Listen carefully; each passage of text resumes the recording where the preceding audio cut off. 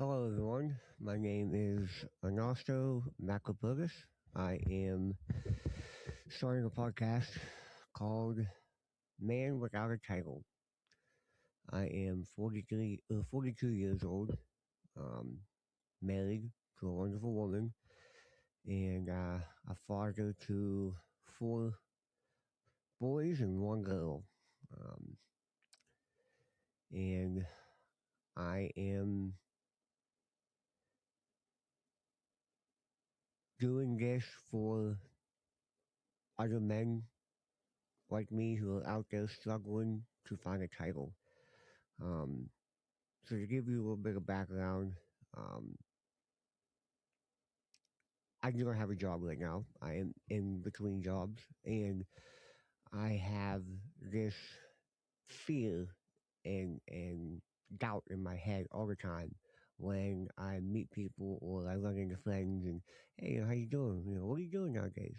You know, well, I have to pause for a minute, and in that moment, subconsciously, they're saying, "Ooh, you don't have a job? Like, you don't know what he does? Like, and they don't mean to, most of them anyway, but they do. And that's where that fear and insecurity comes in to where, what do I do? I don't know. I mean, I do a lot. Um, I provide. I am a wonderful father, made a lot of mistakes, but all in all, I think I did okay.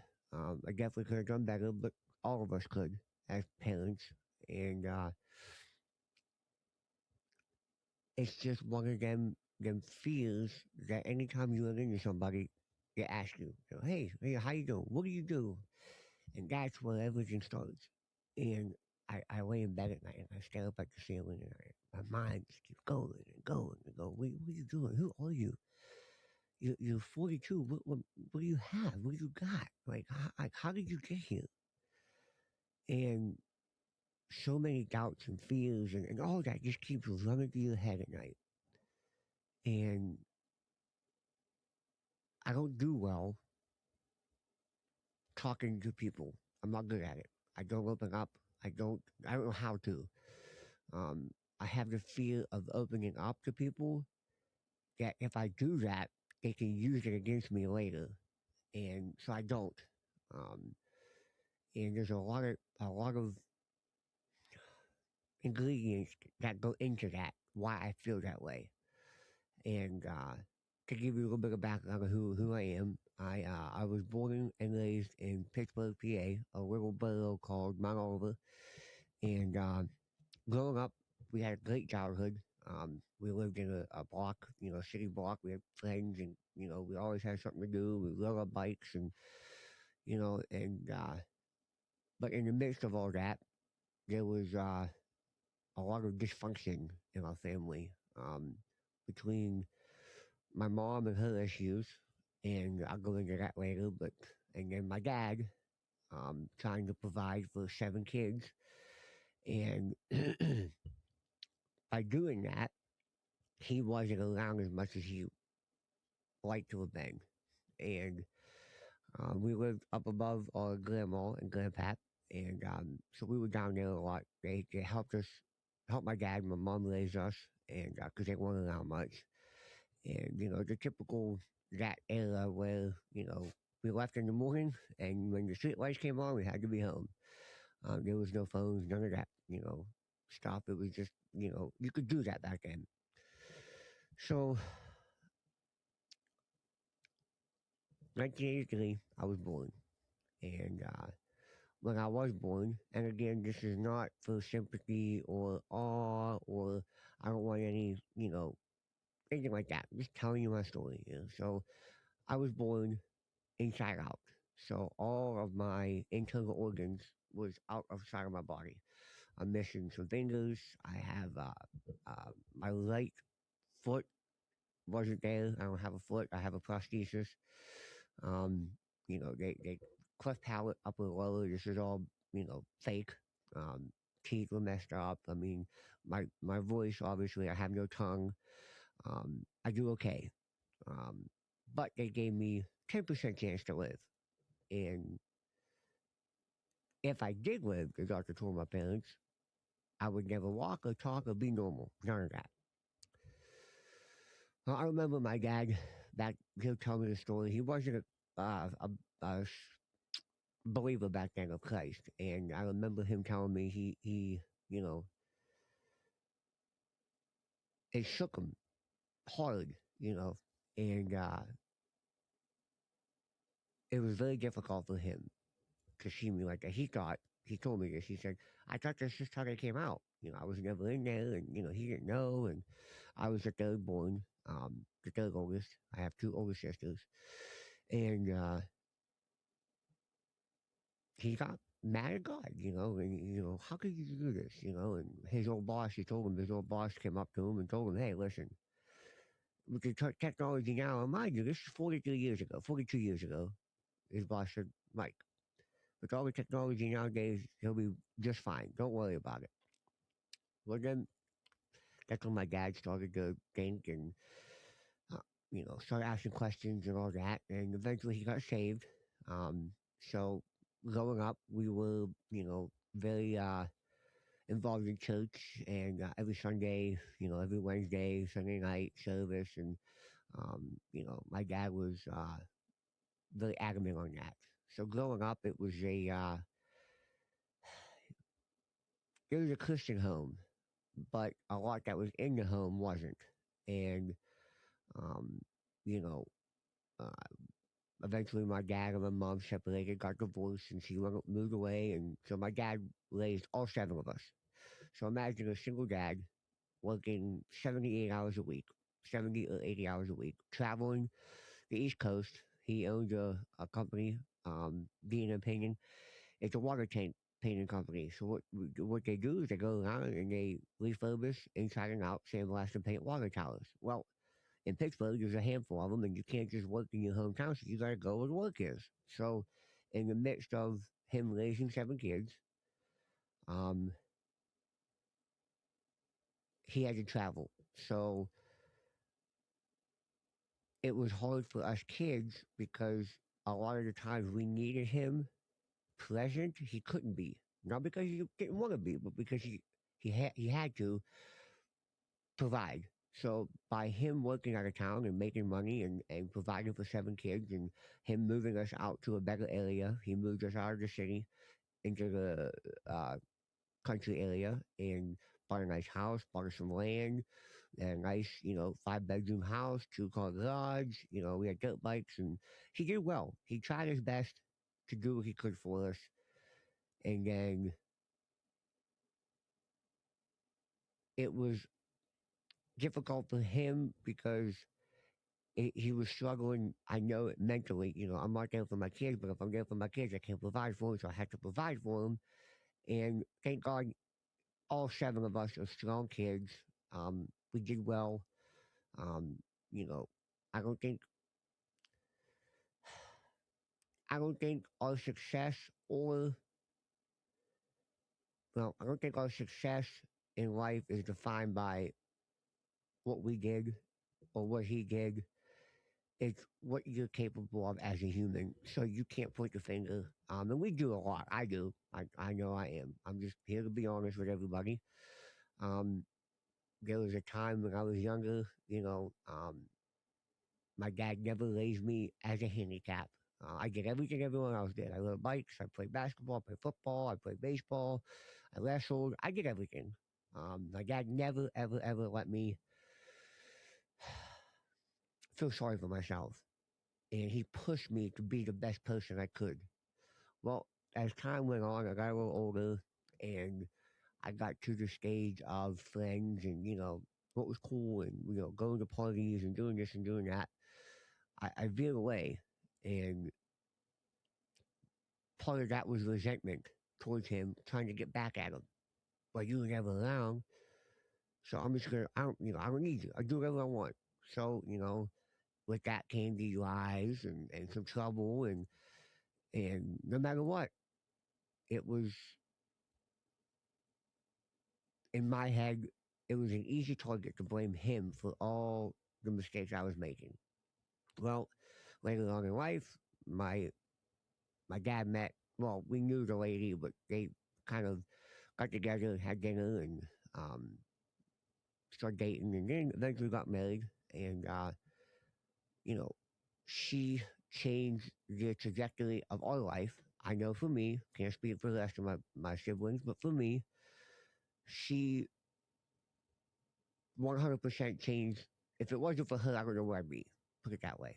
And for me, there was her and my dad was no matter what happened, no matter how much trouble I got in, no matter what I did, I know there was many times when my dad's like, I'm not gonna go bail him out. I'm not gonna go save him this time. And my mom, stepmom, oh come on, like you can't, you gotta, it's your son, and thank God for her, um, because not just that, there was many times where I did some dumb stuff, and you know, she loved me enough to tell me, "You're being an idiot. You're stupid. Why are you doing this?" She shook me up. She grabbed me, and growing up without that for the first 7, 8, 9, 10 years of my life, it was hard because, like I said, we lived right above our grandparents. So we had my grandmother, who I was very close to, and she ended up passing. And then many years later, my grandpa passed away, and so it was a disarray. It was a dysfunction all the way around, and she kind of brought that normality back as a home, you know, and it was nice because before her, we had hand-me-downs from my cousins, and they were getting figures like they were too big, or we always had stuff that clothes. We just didn't. We looked like we were raised by a single dad, and then in comes Kathy, and she finally got us dressing right, and got a schedule for us, and she with her assist with my dad and all that, it it made a different path for all of us. Um, and I can't speak for them, like I said, but for me, it helped me. I'm very close with her to this day.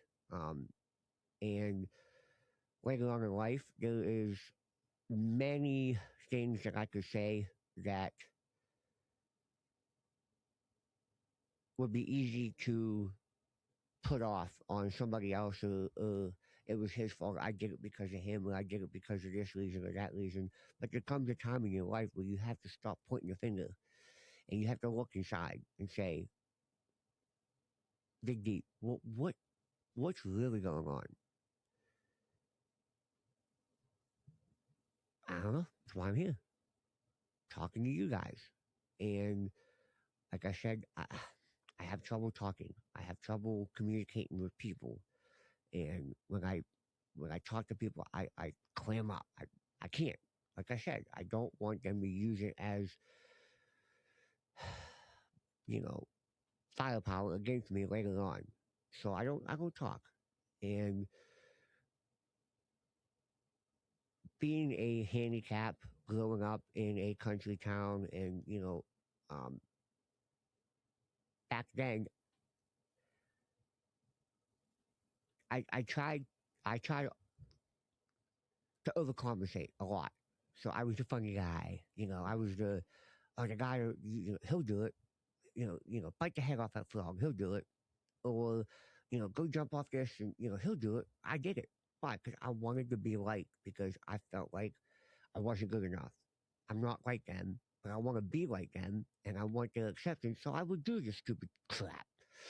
Looking back, I'm like, what in the world? But that's a topic for another episode. But I struggled a lot with my identity growing up, and uh, if it wasn't for the things that transpired throughout my life, I don't know where I would be.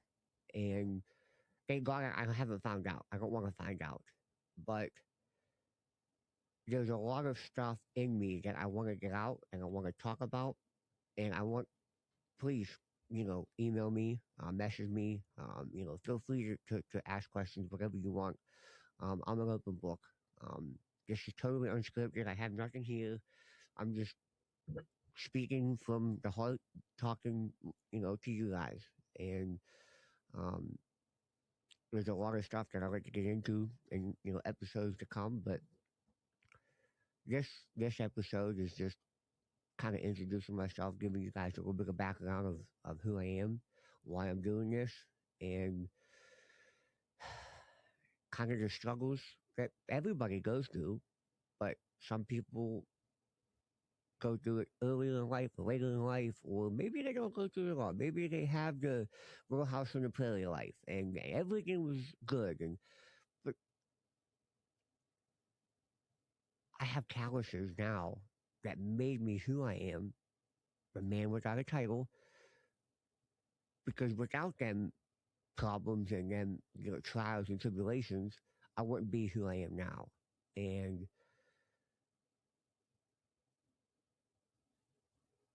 I now thank my dad for making me who I am, even though back then I cursed him and I was mad at him and all this stuff, and and I feel away from God and all that kind of stuff. And I'm just trying to find my title, and I can't. I'm in limbo. I'm stuck. I'm at a point to where I'm laying in bed at night looking at the ceiling, can't sleep, mind's racing, you know, and there's so much stuff going through my head. And I don't know who to talk to. I don't know how to talk to anybody. Um, I'm always on the defense too. That's a big thing with me. I mean, I don't know if you guys are the same way or some of you guys, but immediately, hey, what you been doing? What do you mean? I'm doing nothing. I wasn't doing it. They didn't ask me for anything. I was like, what are you doing? That's all. And very defensive, very, shut out, very closed to a lot. And it affects my marriage a lot, actually, and affects my relationship with my kids. Um, I'm not by any means a perfect father. I made a lot of mistakes um, with all my kids. Um, I was a child trying to raise a child. I had my first son at 18, Tasso, and uh, I didn't know what I was doing. I had no idea. Terrible at it. I gave it the best shot. I look back now, I didn't give it a shot at all. I thought I was doing the best I could, but I wasn't. I was lazy. I was doing the bare minimum, and I did some things I shouldn't have did. And me and my first wife, we're not together anymore. We still talk, we're friends and all that, but I did a lot of mistakes with Tasso. And then I had my second oldest was Michael, and um, again, a kid raising a kid. I think I was 20. I don't remember how old I was. He's now 18. But I mistake after mistake with him. Um, and I wish I could have been a better father. I wish I could have been a better husband to my first wife. And I just wasn't. Um, so I can't dwell on that. I just have to make, from here on out, I gotta do my best to be a better person, to be a better father. But still, I have no title. I have no box to check. I don't know who I am or what I'm doing. And people say, well, how could you tell people that? It's embarrassing. No, it's not. Because other people think that, but they're just afraid to say it because they think they're alone. Well, you're not alone. I'm here. I feel the same way. And when the mind's racing and you're thinking about this and that, and well, I provide. I do what I can. There's no paycheck for that. There's no badge of honor. There's no, um, reward, no trophy. There's no title. Dad, father, brother, son, all that. But it's not me. I don't know who me is. And that's what I'm doing this for. So if I could say one thing, and I'll leave you guys with this. Stay tuned for the next episode. But no matter what is happening in your life and what you're going through, there's a cliche out there, storm only lasts for so long, it only rains for so long. I know a lot of us feel like, well, it's been raining a lot longer than it should have been. I'm there. I'm there 100%. I am struggling beyond anyone's even knowledge. But I gotta get on my knees, keep praying, keep pushing, keep trying to be a better man. Be a better man today than I was yesterday. And if you just keep doing that and keep your eye on Christ, I don't think you'll be I don't think you'll be in that bad of shape. Next episode, I think I want to talk a little bit about some relationships that were damaged in my life and that need some fixing and stuff like that. If you guys have any, questions or comments, please put them down in the comments. My email is in my bio, and feel free to reach out. Nothing's off limits. I'm an open book. That's why I'm doing this. I just want to tell my story, and maybe if I can help one person, I did it. I accomplished what I wanted to accomplish, and there's not many outlets or platforms out there that does this type of thing to where it's unscripted, it's naked, it's raw, and it's honest. And honesty isn't one of my biggest qualities, I tell you that. Um, I have a problem with that. And I'm working on it, but this, I want to be honest, and I'm just telling you guys my story, and hopefully it helps one person. And if it does that, it's all worth it. So God bless, have a good night, and I hope everyone had a great Christmas. Until next time, I'm Austin Macapurgus. See you again.